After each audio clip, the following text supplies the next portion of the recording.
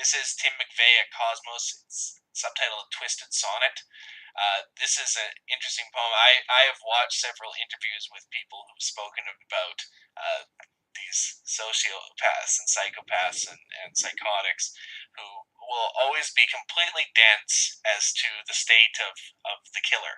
Now, there's many people in my life that I've always thought have a gear loose and could snap at any moment, and I would not be surprised if I hear on the news one day that they go and shoot up a school. But it's interesting how you get the two perspectives, because you get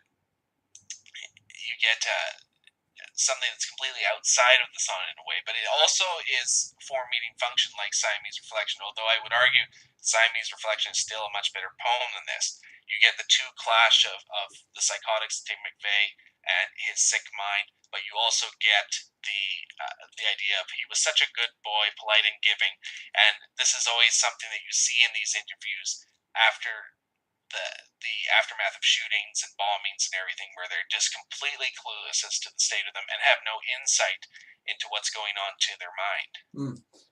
And of course, they have the Whitmanian thing with the K, Kosmos, and then he stops somewhere waiting for you, and which suggests that that there may be the McVeigh is maybe not as big an outlier as he might seem to be, and it starts off with the niggers and faggots have too much power.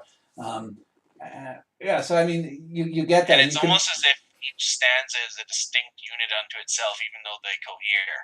Yeah, and you can read it either left, center, left, right, center, left, left, center, right, right, center, left, and the way that and the only two lines of the sonnet that are etched in stone basically are the niggers and faggots have too much power, and in your world he stops somewhere waiting for you, and so you have the boundaries of that universe, and then the 12 lines in the center, or the handful of ways you can read those 12 lines, all give you different aspects of it, and again it's a way to parallax Tim McVeigh, presumably. You can also you can also cross-reference each line too.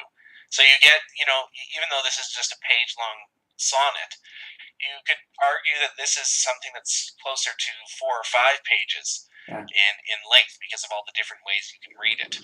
Yeah.